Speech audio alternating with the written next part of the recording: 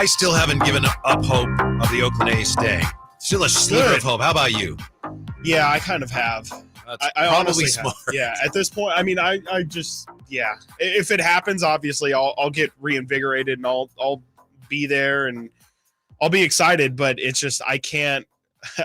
I couldn't be an A's fan. The reason why I would not classify myself as an A's fan is because they bring a lot of pain to their fans, especially recently. And I just couldn't sign up to be a Kings and an A's fan and have that much sadness. And so again, I will not invest my emotions into this A's relocation now that it seems like it's all but a foregone conclusion. But if you're going to tell me that there's hope. Yeah, I think we got a glimpse into what's really going on in the minds of the owners. Christopher Lotta, have you given up hope of the Oakland A's? I won't say that I've given up hope, but I'm putting it like 5%. Yeah. Yeah. It's the bottom of the ninth. They're down 3. That happens a lot, doesn't it? Yeah, exactly. Well, we have Ken Rosenthal from, who's he with now? MLB Network, Sports Illustrated. MLB Network. Anyway, he did a podcast with Tim Kawakami of The Athletic, and he spoke on this. And here's what Ken Rosenthal says. Different clubs, different owners have different perspectives on the move. Some of the large market clubs, from his understanding and the conversations he's had, some of the large market clubs are not happy with this. Good. Not happy that they're still going to be on the revenue sharing lamb. So they still will be, all right, the A's have this plan. So now they're still going to be revenue sharers. Not happy that they're vacating the 6th largest market. Right. Not happy with the way the team has been run with revenue sharing dollars in the last year. Yeah. So those owners, again, the large market clubs, won't put their names on it, though. We'll see how vocal they are when the vote is taken. Exactly. Ken Rosenthal says, I suspect they'll all fall in line. Exactly. As they always do, but maybe not. This is something to watch. He says, you also have owners, and this is, I think, one of the big reasons this thing has been proceeding with such speed. You have other owners who just want the situation resolved. Yeah. They think of Vegas as a better market than maybe we think of it as. I don't think it's a great market. They know that if you get this resolved, you get Tampa Bay resolved, and then, all right, then baseball can expand, maybe even go back to Oakland. I don't know that they'd really consider that. No, they wouldn't. Yeah. The expansion fees come in, everybody's happy. So you got a wide variety of opinions. Rob Manfred, though, of course, what he says here, the company line, baseball's company line is, we tried in Oakland. No, we gave it our best shot, and we just couldn't do it. You could make a case, as Ken Rosenthal, that John Fisher overshot his hand with the city. It shows that this group has kind of bumbled their way through for decades, and now here we are. I would say that if I were running this sport, I would want someone other than John Fisher owning that team. Yeah, right. I mean, to me, that's what this all boils down to is that John Fisher is an absolutely terrible owner who's acting not in the best interest of the place in which his team operates. I think that he has not been fair to the city of Oakland in terms of realistically doing the most that he could do to keep the team there.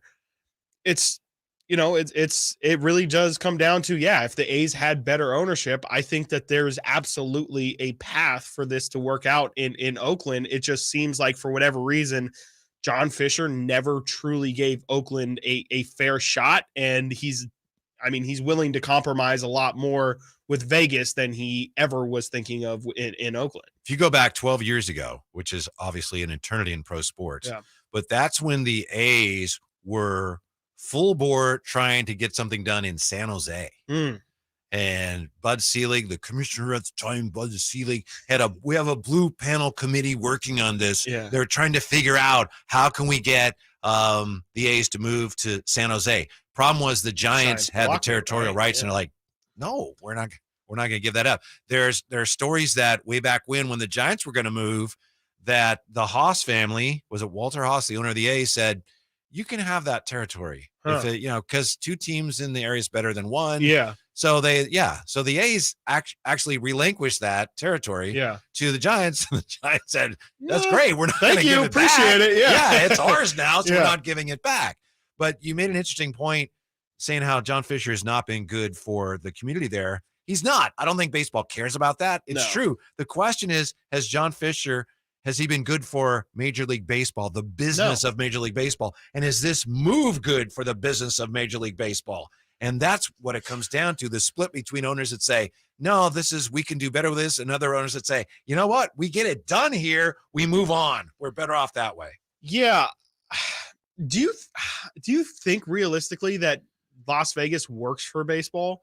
I've been like really wrestling with that idea where it's just, I just don't see how any of the tourists that come in, and I think that they're banking a good amount on tourists coming in and it being, especially with it being on the strip. I just don't see it being a part of people's vacation plans. Like I think baseball isn't necessarily something when you're going on a Vegas vacation, like that's going to make your top 5 list of things to do. It doesn't really feel like a match in that sense. I think there might be some local interest, but to the point of the market, like it's not nearly as close or as big of a market as what it could be in Oakland. So I don't understand how that's just kind of been overlooked as well. Then the potential problem with that, and just backing up for a minute, you still have, there's a lot of details they got to figure out on this whole thing. Yeah.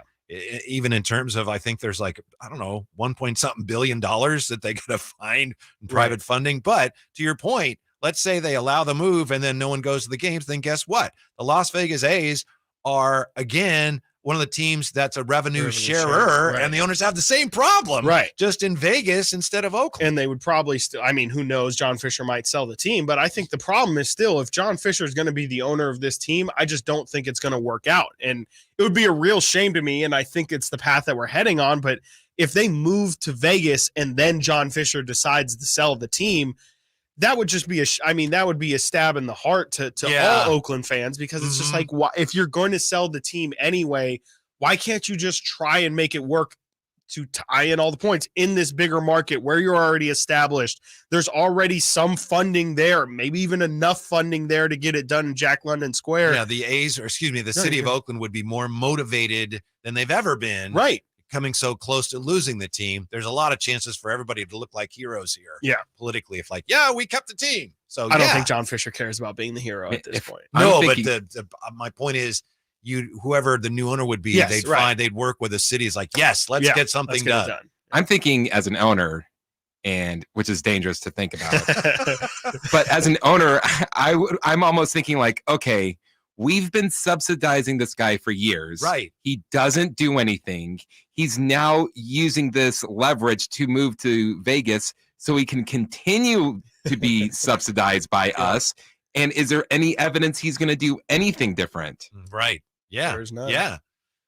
Because I think that's the problem too. Yeah, like how John Fisher has operated his teams for however long it's been now, where he just continues to groom talent, and then as soon as they are due a payday, money. Yes, right. That's exactly like they should be operating because they're subsidized by the rest of baseball. They should be operating like a top tier team. Like they shouldn't have the lowest payroll in baseball, and yet it shouldn't even be allowed to. They shouldn't even be like Rob Manfred should have stepped in also at this point and said, hey man, like you're not operating this team like you're capable of doing. And that's also where, baseball could definitely benefit from having a better commissioner who actually cares about the sport and all that stuff as well. I just hope that the owners, when they vote on this, it's not a repeat of what we saw with the Vegas legislature. That is, you have some owners that say, this is terrible and we love the fans of Oakland and what's going on here is not right. And then they go and vote and say, I